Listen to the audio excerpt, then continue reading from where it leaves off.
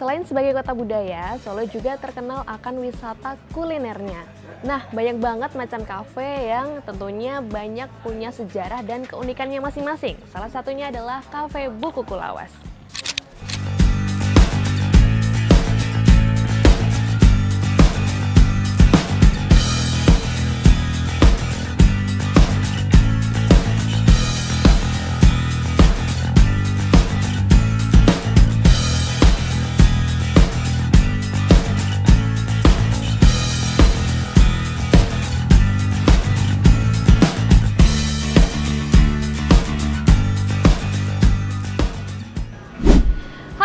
Balik lagi sama aku Nina di segmen Swasna. Itu adalah salah satu segmen dari Suaka Cerita.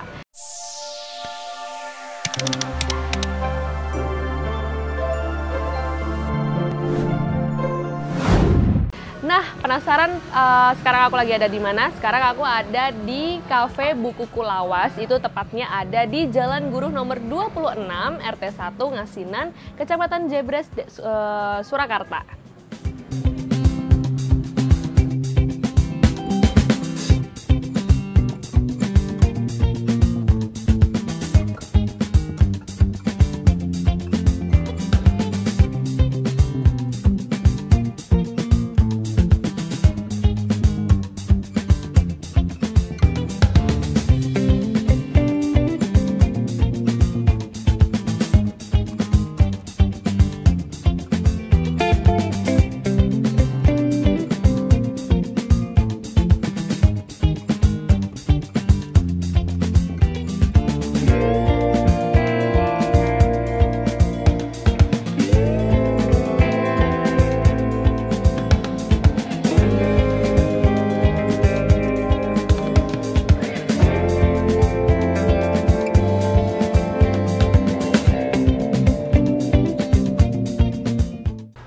Selamat malam teman Swasna, aku udah bareng sama Mas Sigit selaku pemilik Kafe Bu Kuku Lawas. Mungkin boleh disapa dulu teman-teman. Hai teman-teman, di mana kalian berada, perkenalkan saya Sigit Pamungkas, saya pemilik Kafe Bu Kuku Lawas. Oke, kita langsung aja ya Mas Sigit. Ini ada hal menarik di kafe di Solo. Menurut aku ini yang eye-catching banget daripada tempat-tempat yang lainnya. Karena apa? Banyak banget buku kayak perpustakaan aku masuk sini. Kenapa tuh bisa bikin kafe dengan konsep kayak perpustakaan ya kalau kita bilang ini? Sebenarnya kalau boleh saya cerita sejarahnya ini sebenarnya lumayan panjang. Jadi kafe ini berdiri awal mulanya ya itu tanggal 26 Februari 2018. Jadi udah lumayan 6-7 tahun. Ya, 6 tahunan. Jadi awalnya memang saya mulai menjalani usaha itu jualan buku online. Awalnya buku online. Jadi ketika aku jualan buku online itu dari tahun 2012-2013. Jadi lumayan lama kan jedanya. Jadi itu kenapa jualan buku itu juga ada sejarahnya sebenarnya. Dari awal mulanya gimana? Awal mulanya ketika aku udah tidak bisa benar-benar bayar SPP. Jadi aku kuliah, aku lanjut S2 nih. Aku mandiri di Jogja. Di sana semester 2 aku udah nggak bisa bayar SPP. Akhirnya aku mulai ngejual buku-buku. Itu buku-buku pribadi? Pertama buku pribadi sih, tapi kan dari aku suka beli buku kan akhirnya buku apa-apa saya beli. Akhirnya ya wes, ketika aku udah tahu beli online, aku tahu dong siapa yang beli, siapa yang jual. Ya dari situ aku jualan. Instagram kah atau? Enggak, waktu dulu FB, Facebook. Jadi aku lulus S2 2 tahun, tidak disangka bukuku udah 2-3 kamar. Itu totalnya mungkin hampir 10.000 buku. Hampir. Ya mungkin 5-8 ribuan lah. Karena apa? Karena saya punya konsep seperti ini. Jadi saya tidak serta-merta harus mencari keuntungan dari buku. karena saya juga pengen punya buku banyak. Ya. Jadi misalnya aku beli 10 nih, sekian tak jual 4 sampai 5 udah untung, yang aku tidak berusaha keras untuk menjual sisanya. Tak simpan, beli lagi kayak gitu. Jadi makanya buku saya numpuk banyak. Karena sistemnya tadi udah sisa, disimpan dulu, uangnya hasil dari penjualan itu buat beli lagi buku baru gitu. Yang jadi menarik adalah Mas Sigit itu ternyata nggak suka membaca buku, guys. Itu. Padahal beliau ini punya hampir 10.000 atau kita bisa bilang 20.000 buku dengan jenis buku yang berbeda-beda ya. Ini mungkin boleh diceritakan kenapa bisa nggak bisa nggak suka baca buku tapi punya banyak buku gitu loh, Mas. Sebenarnya awalnya itu kalau untuk kebutuhan buku yang dibaca itu sebenarnya waktu untuk keperluan kuliah saja. Kalau yang lain misalnya ada waktu lain, misalnya baca selain yang untuk kuliah, misalnya novel atau apa, kayaknya rasanya kok berat. karena sebenarnya yang menjadi berat itu ketika beban saya untuk merampungi kuliah itu sendiri. Karena saya mandiri harus karena nggak ada dibilang bares ya, saya nggak ada support dari orang rumah karena memang sekolahnya ya aku pengen dewe, maksudnya aku tidak minta izin untuk sekolah lagi karena kemauan saya sendiri. Jadi biar caranya aku harus lulus on time gitu. Pada akhirnya juga on time, sangat on time. Dengan hasil penjualan buku tapi ya awal mulanya. Dan saya waktu itu kuliah dengan penciptaan seni. Dan membuat karya seni juga tidak murah. Ya, pasti. Dan itu semua dari buku. Wow. Ketutup dari buku. Oke. Ini aku mau ambil kata-kata kalau buku adalah jendela ilmu. Salah, kebalik dong ya tadi. Buku adalah jendela ilmu. Kalau menurut Mas Sigit, buku itu apa sih? Buku adalah my future. Iya kan? Iya. Nah, kalau diresum kan, kalau diresum untuk saya sendiri loh. Iya. Ini kalau bicara untuk saya sendiri. Buku itu masa depanku. Buku itu sumber penghidupan saya. Toh dibalik itu ketika saya akhirnya bisa bercerita sedikit kenapa akhirnya saya memberanikan untuk buka kafe dengan konsep buku. Sebenarnya awalnya memang pikiran saya memang sosial, nggak ada yang lain karena saya tidak punya basic untuk bisnis. Jadi kamar buku, misalnya beberapa ribu buku ini bagaimana caranya bisa diakses untuk orang banyak dan itu lebih bermanfaat. Dan aku nggak mungkin mau coba buku kabeh dan itu untuk saya nggak mungkin. Daripada di dadanya pajangan kamar toh. Itu lebih ke sosial sebenarnya. Toh aku juga nggak punya bayangan nanti aku punya kafe gitu kan. Jadi akhirnya aku berpikir bahwa bagaimana caranya buku ini bisa lebih menarik. Buku sebagai objek buku aja untuk orang datang kayaknya nggak mungkin deh.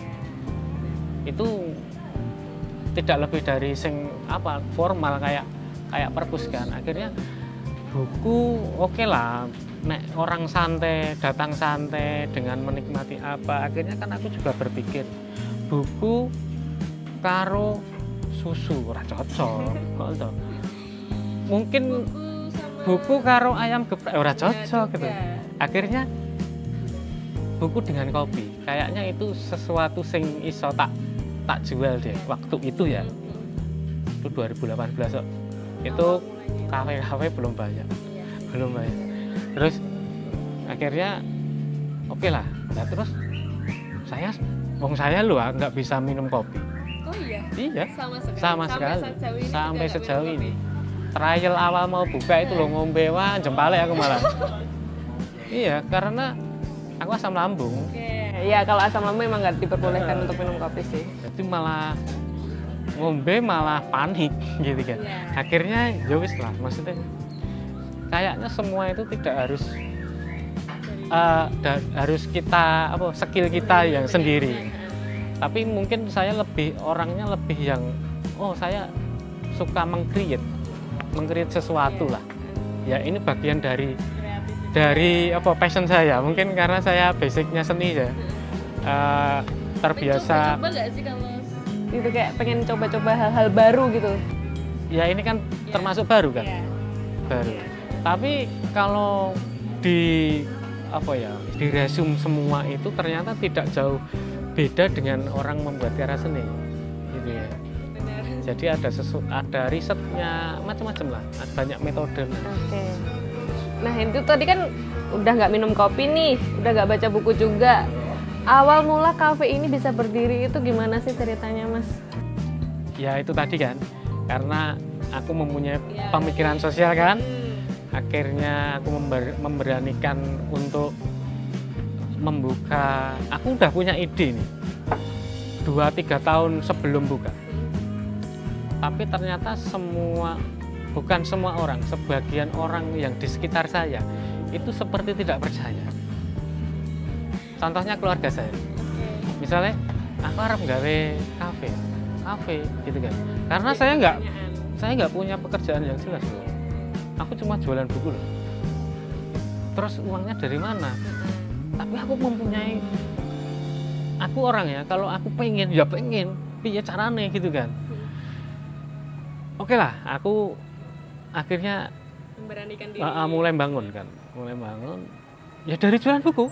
Jadi jualan buku, nanti aku simpan berapa, aku terkumpul, aku beli bahan lah, aku ngundang tukang lah. Akhirnya ini dalam waktu 1 tahun lebih, 4 bulan kalau nggak salah, baru selesai. Bayang no. Padahal cuma membuat kayak gini.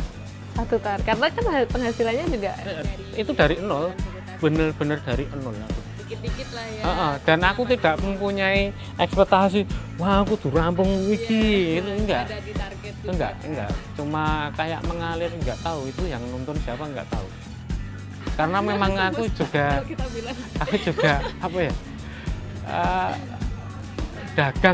dagang makanan itu memang jauh dari pikiran saya. Udah nggak ada lah terlintas sama sekali, nggak ada. Berarti sekitar tahun 2018 ya kafe Buku Lawas ini ada di mana namanya daerahnya, Mas? Jalan Jepres. Jalan apa tadi? Jalan Buruh nomor 26 guys itu. Terus menu-menunya kan juga banyak nih. Itu awalnya juga aku mau bikin ada kopi ini. Dulu sama orang sing tahu kan. Kolaborasi dulu. Kolaborasi. Terus memang aku pokoknya dua ide lah gini. Tolong direalisasikan. Kamu tidak realisasikan semua saya. Cuma support mikir tentang menu apa karena aku nggak tahu dan aku pun kon gawe kopi menu neng kono ora iso sama sekali. Enggak minum kopi juga kan? Enggak, Mas teh. Misalnya nek tamu siang nih. Wah, ambiar iki ya es sirup bae. Karena nggak bisa. Bener-bener nggak bisa. Tapi kadang orang nggak percaya. Karena aku nggak bisa. Mas teh, ketika aku di bar, aku melakukan sesuatu. Wah, itu butuh aku. Enggak, Mas teh abot. Bukan passionnya juga. Wah, abot ini. Nggak bisa aku. Gitu. Ternyata di balik buku Lawas ini tuh bukan Mas Sigit yang memang jadi peran utamanya gitu loh. Dia peran utama dalam hal ide, materi. Yang menjalankan malah itu Mas Gali. Oh, yang ngebar ya? Oke. Oh, dari awal berdirinya ini sampai sekarang. Keren. Oke, lanjut nih. Di buku-buku ini banyak banget buku-bukunya. Ini buku-buku dari tahun lama juga, maksudnya yang disimpan Mas Sigit di kamarnya itu dibawa ke sini semua. Itu mungkin udah habis. Oh iya, berarti ini baru-baru semua. Iya, karena kan jualan buku sampai sekarang sih. Karena aku sudah ada Shopee, ada Tokopedia, ada macam-macam. Nggak cuma di offline enggak. Offline penjualannya sedikit sekali. Jadi lebih banyaknya ya Shopee, Tokopedia sekarang. Karena Bukalapak kan wis guling kan, tinggal 2 itu. Jadi memang aku konsentrasinya malah di situ. Jadi misalnya, tapi kalau ada orang sing memang mau apa ya ngedol buku ya aku siap, maksudnya tak pasok ke sini. Aku punya buku, mau kejual ke Mas Sigit itu bisa. Gitu. Ini juga dijual semua ya yang di sini. Jual semua. Itu range harganya berapa Mas? Dari 5.000. Start 5.000 sampai nanti tergantung bukunya ya itu apa aja gitu. Langsung pembeliannya juga di kasir. Iya. Di sini ada harganya semua di belakang buku. Aku boleh coba ambil. Misalnya buka aja. Di mana Mas? Nah, ini 10.000. Kalau dicentang itu artinya udah masuk di marketplace. Tandanya gitu. Kalau nek belum dicentang ya belum. Berarti kelewat. Sendiri yang melakukannya Mas Sigit atau Enggak, aku dulu punya sing kerja untuk buku juga ada dulu. Sekarang di-handle sendiri atau masih ada orang lain juga? Karena semua akun udah full, nggak bisa upload. Akhirnya kan aku tinggal nek laku aja tinggal nunggu laku karena udah full semua, karena kerja ngupload buku itu hampir 3 tahun aku bayari orang. Terus kalau sistem kalau pinjem buku berarti cuma bolehnya di kafe aja ya? Nggak boleh kayak model perpus toh gitu? Oke, kalau mau bisa dibawa pulang harus beli? Iya, karena kan murah. Iya sih, 5.000, 10.000 bisa menambah wawasan kita ya kan? Karena menurut Mas Sigit sendiri nih, di zaman sekarang itu minat baca buku di daerah Solo sendiri ya, itu gimana sih Mas? Nek aku di Solo sendiri, nek kalau untuk riset kecil-kecilan di kafe saya, misalnya dari sekian pengunjung berapa yang baca, itu ya mungkin 10%.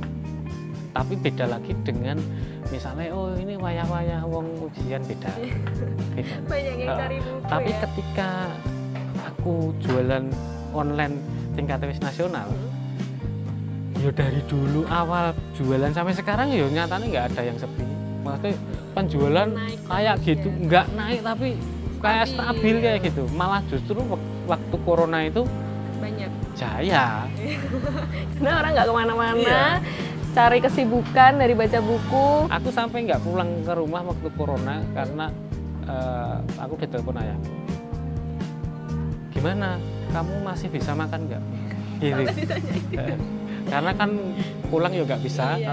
Sulit. Saya jawab ini, Nek, rumah berasnya habis, tak kirimi. Segitu. Berarti aman sentosa jaya. Aman. Saya waktu corona malah jaya. Cuma diem di kamar, corona ada orderan-orderan. Iya, betul. Tapi kan kita ya juga nggak berdoa untuk corona lagi kan. Jangan dong. Lah iya maksudnya gitu. Oke. Terus nih Mas, kan banyak juga rak buku juga itu dikelompokin nggak sih buku-bukunya atau semua? Dulu tak kelompokin, awal tak kelompokin karena aku juga nggak bisa ngatur-ngatur orang yang datang ke sini kan. Akhirnya balikin ya wis nang ngene. Akhirnya wah, Sendiri. aku 1 bulan loh sing ngelompokke. Tak awet-awetan karena itu bagian dari strategi saya juga. Kalau ditanya ada buku ini, ada, tapi aku lupa yang naruh, cari dulu. Nah, kowe ngelak ya kowe jajan. Iya bener sih. Emang sih ini marketingnya oke juga Mas Sigit ini. Kamu boleh beli buku dengan harga murah di sini, tapi cari sendiri. Terus kalau haus, kalau lapar, pesen dulu, istirahat dulu, nanti cari lagi. Nah, menurut saya, konsep saya, aku kerja keras ini untuk mendatangkan buku, iya kan? Ya kamu harus menghargai saya untuk itu mencari buku pilihan kamu sendiri kan. Kamu juga harus kerja keras gitu. Ada nggak Mas satu customer yang pengen banget cari buku tapi nggak nemu-nemu, terus Mas Sigit turun tangan langsung Karena sendiri? kan ada ini kan, mesti ada di marketplace kan sebenarnya. Ya wes kamu tinggal ketik kan. Iya di online, di mana kan? Karena kan aku tahu petanya di mana. Walaupun kadang ya nggak di situ, bukunya udah melencar juga. Makanya kalau untuk bisnis penjualan buku online dengan kondisi seperti ini ditaruh di kafe itu nggak bisa. Harusnya di rumah punya gudang sendiri, udah itu aman. Oke, berarti memang udah dibedain buku yang mau dijual di kafe ataupun yang online. Tapi kalau memang ada customer yang pengen buku itu tapi di kafe nggak ada, bisa dialihin ke online gitu. Oke, ini menarik banget teman-teman. Mungkin buat teman-teman yang suka baca buku ataupun yang mau mencoba untuk melatih skill baca, ataupun ya sekarang kan banyak banget kalau capek baca di online, pengen coba ganti referensi baca buku offline, bisa datang ke sini. Kamu bisa baca-baca dulu, pinjam dulu di sini. Kalau memang tertarik nanti baru dibeli gitu. Boleh dinego kah? Nego boleh. Oh iya boleh. Selama belinya banyak kan. Oke, boleh Iya kan? dinego. Ini buat kaum yang suka diskon, langsung datang ke kafe Buku Kulawas ini. Ini bukanya jam berapa, Mas? Ini bukannya jam 3 sampai jam 12 malam. Jam 12 malam tutupnya ya? Oke. Bukannya tiap hari. Bukanya setiap hari? Tiap hari. Tuh, bukanya setiap hari. Hari besar juga tetap buka. Keren. Kalau sehat. Pekerjanya. Kalau kondisi. Nggak ada yang protes ini karyawannya? Wah, ya terus saya diprotes berarti. Ya saya protes ganti lah. Oke. Itu pokoknya teman-teman boleh datang aja langsung ke Buku Kulawas dari jam 3 sampai jam 12 malam. Kalau mau ngopi-ngopi aja juga boleh ya? Boleh. Di sini nggak jajan, nggak Nggak ada aturan, baca Mas? buku ya boleh. Oke. Nggak ada tulisan larangan, nggak ada. Adanya obral buku lawas teman-teman itu nanti ya, berkualitas sak lawase. Ini juga bikin sendiri, Mas, kata-katanya. Oh iya. Ini rak-rak ini juga yang bikin saya semua. Bikin semuanya sendiri DIY. Display semua aku kabeh.